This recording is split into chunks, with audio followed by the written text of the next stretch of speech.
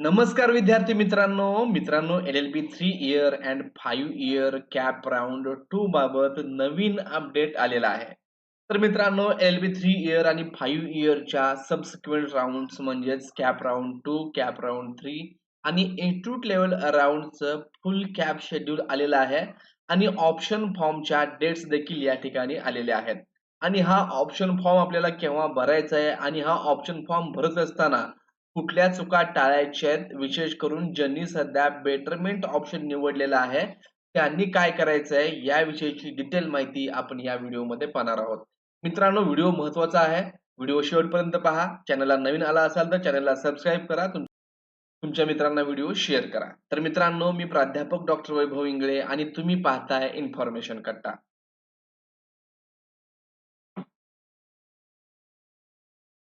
तर मित्रांनो, मी आलेलो आहे आता LLB 3 इयर CET सेलच्या ऑफिशियल वेबसाईटला आणि आत्ताच या ठिकाणी नवीन अपडेट आलेला आहे. या ठिकाणी आता तसे 2 अपडेट आलेले आहेत. एक आहे 20 तारखेला, एक आहे आज म्हणजेच 21 तारखेला. तर अगोदर आपण आज आलेलं हे कॅपचं फुल शेड्यूल ज्याच्यामध्ये LLB 3 इयर आणि LLB 5 इयरच्या IMP डेट्स पाहू आणि त्यानंतर बेटरमेंट विषयी आणि कॅप राउंड 2 मध्ये ऑप्शन देताना विद्यार्थ्यांनी काय काळजी घ्यायची आहे याविषयीचं हे अपडेट आहे. तर त्याचं देखील एक्सप्लेनेशन मी तुम्हाला करणार आहे. तर अगोदर पाहूयात आपण LLB 3 इयरच्या या IMP डेट्स काय आहेत. तर मित्रांनो, इथं पाहत असाल तर आजच म्हणजे 21 ऑगस्ट 2026 रोजी हे नोटीस आलेली आहे आणि LLB 3 year course academic year 2026-27 तर कॅपचं हे शेड्यूल आहे.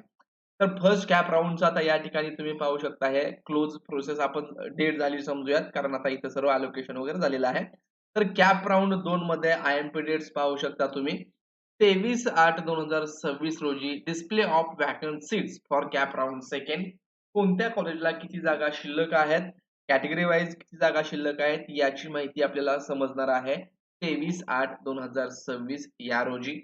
त्यानंतर college option form filling for round second ते सुरू होणार आहे 24/8/2026 पासून आणि एंड डेट असणार आहे 26/8/2026.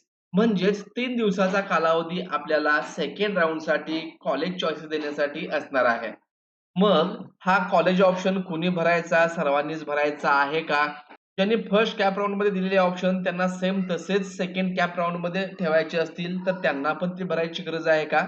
या सर्व प्रश्नांची उत्तरं आपण ह्या शेड्यूल नंतर लगेच पाहणार आहोत. मग याचं अलोकेशन राउंड सेकंडचं असणार आहे 29/8/2026 सायंकाळी 5 वाजता, म्हणजेच 29 तारखेला सेकंड कॅप राउंडचं कॉलेज अलॉटमेंट होणार आहे आणि त्यानंतर ऍडमिशनसाठी आपल्याला 30 तारखेला सुट्टी असेल. 31/8/2026 ते 2/9/2026 या वेळेमध्ये आपलं जाऊन ऍडमिशन कन्फर्म करायचं आहे. त्यानंतर अशाच या थर्ड कॅप राउंडच्या डेट्स पहा तुम्ही. तर इथं देखील असं परत ही थोडीशी वेगळी प्रोसेस आहे. याचं शेड्यूल मी तुम्हाला आपल्या टेलिग्रामच्या ग्रुपला टाकू देईन, तर तुम्ही हे फुल शेड्यूल त्या ठिकाणी चेक करून घेऊ शकता. एकूण 4 राउंड होणार आहेत. 3 ज्या राउंड होतील त्या CET सेल कडून आणि चौथी देखील CET सेल कडूनच होणार आहे. परंतु त्याला आपण इन्स्टिट्यूट लेवल राउंड एक थोडीशी वेगळी प्रोसेस आहे. ज्या त्यावेळेस तुम्हाला ते अपडेट भेटत जाईल. तर हे झालं थर्ड इयरचं. आता हे पहा इथं फर्स्ट इयरच्या डेट्स आहेत. तर फर्स्ट इयरमध्ये काय आहे, 22/8/2026 ला आपल्याला व्हॅकंट सीट समजतील कुठल्या कॉलेजमध्ये किती जागा शिल्लक आहेत. त्याचा ऑप्शन फॉर्म थर्ड इयरच्या एक दिवस आधी म्हणजेच 23/8 पासून सुरू होईल आणि 26/8/2026 ही याची शेवट डेट असेल.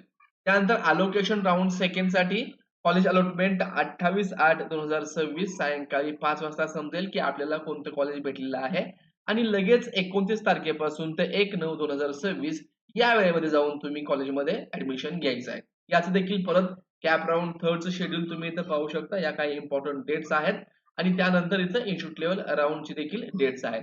हे देखील शेड्यूल मी तुम्हाला आपल्या टेलिग्रामच्या ग्रुपला टाकून देईन, ते तुम्ही चेक करून घेऊ शकता. आता आपण पाहूयात मित्रांनो,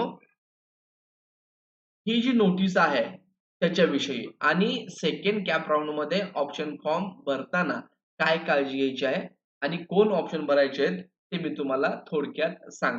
तर ही नोटीस LLB 3 इयर आणि LLB 5 इयर दोन्हीसाठी लागू असणार आहे. तर आता इथं आपल्याला बघा काय करायचंय नेमकं, अगदी थोडक्यात सांगतोय मी, जास्त डिटेलमध्ये याच्यामध्ये जाणार नाही. आता ऑप्शन फॉर्म देत असताना पहिल्यांदा तुम्हाला मी ज्या विद्यार्थ्यांना कुठलंच कॉलेज भेटलेलं नाहीये त्या विद्यार्थ्यांसाठी टिप्स देतोय. तुम्हाला काय करायचं आहे, की आता ह्या फर्स्ट कॅप राउंडमध्ये मेरिट लिस्ट चेक करायची आहे, कट ऑफ लिस्ट चेक करायची आहे आणि कोणत्या कॉलेजला किती कट ऑफ लागलेले आहे त्यानुसार तुम्हाला कॉलेज ऑप्शन द्यायचे आहेत. तुमच्या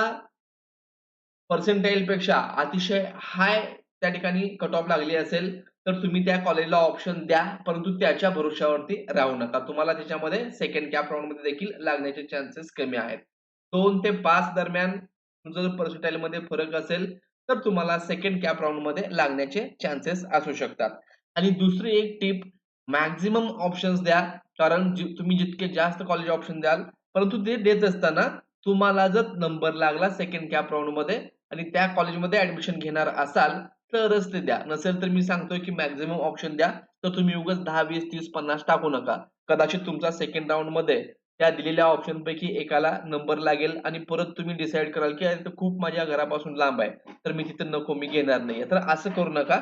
असं केलं तर तुम्ही दुसऱ्या तुमच्या विद्यार्थी मित्राची सीट हे अडवून ठेवताय. त्यामुळं असेच ऑप्शन द्या जिथं तुम्हाला कॉलेज ऑप्शन घ्यायचं आहे.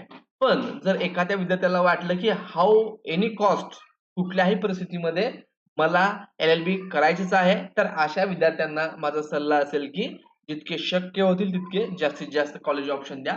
त्यापैकी एक कॉलेज तुम्हाला भेटून जाऊ शकेल. आणि आता जे सांगतोय मोस्टली या नोटीसमध्ये काय आहे, ज्या विद्यार्थ्यांनी आता बेटरमेंटचा पर्याय चूज केलाय, मग ज्यांना फर्स्ट प्रेफरन्स लागला असेल किंवा सेकंड प्रेफरन्स लागला असेल किंवा कुठल्याही सबसिक्वेंट प्रेफरन्स कॉलेज लागला असेल आणि त्यांनी जर बेटरमेंट केलं असेल, तर त्यांनी काय करायचंय पहा.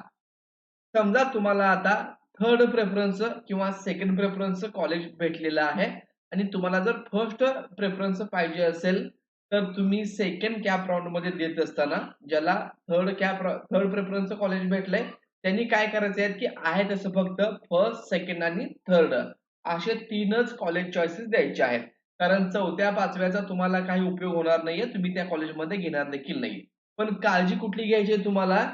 जे तुम्हाला आता बेटरमेंट तुम्ही केलेलं ऑप्शन आहे किंवा या फर्स्ट कॅप राउंड मध्ये कॉलेज अलॉटमेंट झालेलं आहे, ते सर्वात शेवटी म्हणजेच 3 नंबरला असायला पाहिजे.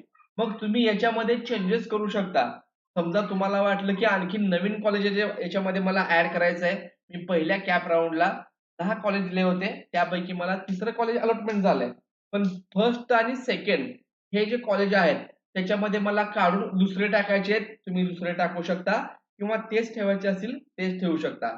मग ज्याचा प्रेफरन्स 2 नंबर आहे त्याला 1 नंबर करू शकता. 1 नंबर आहे त्याला 2 नंबर करू शकता. पण जे तुम्हाला कॉलेज अलॉटमेंट झालेलं आहे ते सर्वात शेवटी समजा तुम्हाला 7व्या नंबरचं लागला असेल आणि तुम्हाला पुढे आणखीन 6 द्यायचे असतील, त्याचे प्रेफरन्स चेंज करायचे असतील किंवा नवीन एखादं कॉलेज ऍड करायचं असेल तर ते ऍड करा. परंतु जे अलॉटमेंट झालेलं आहे ते तुमच्या बॉटम मध्ये पाहिजे आणि असेच कॉलेज निवडा जिथं तुम्हाला त्या कॉलेजपेक्षा हायर प्रेफरन्स असणार आहेत. एक गोष्ट क्लिअर झाली. दुसरं, ज्यांना फर्स्ट प्रेफरन्स कॉलेज भेटलेलं आहे त्यांनी देखील सेम करायचं आहे. समजा इथं एक्झाम्पल दिलेलं आहे.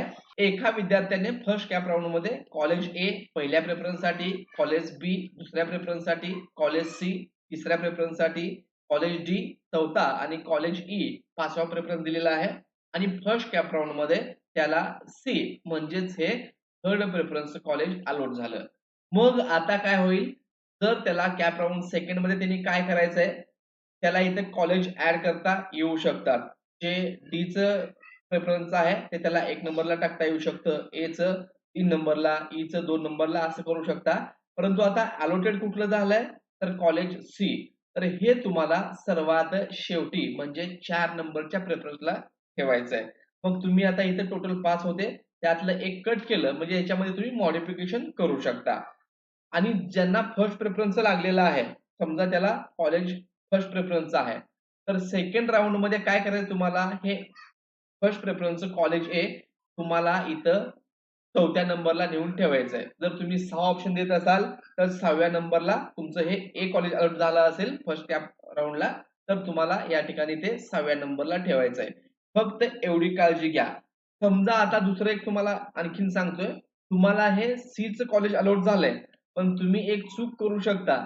कॉलेज ऑप्शन फॉर्म भरत असताना ह्या अलॉट झालेलं कॉलेज तुम्ही 1 नंबरला टाकलात त्यानंतर दुसरं कुठलं ए, बी, सी टाकलात, तर ए, बी किंवा ई टाकलात, तर या ठिकाणी तुम्हाला परत ते मग तुम्हाला सेकंड कॅप राउंडमध्ये तेच कॉलेज भेटेल आणि त्याच ठिकाणी मग ऍडमिशन घ्यावं लागेल किंवा सीट सोडून द्यावी लागेल. जर तुम्हाला याच्यापेक्षा बेटर पाहिजे असेल तर जे तुम्हाला आता येतं बघा सी अलॉट झालंय, तर ते आपल्या सेकंड कॅप राउंडच्या प्रेफरन्स मध्ये शेवटी असायला पाहिजे, एवढी काळजी घ्या.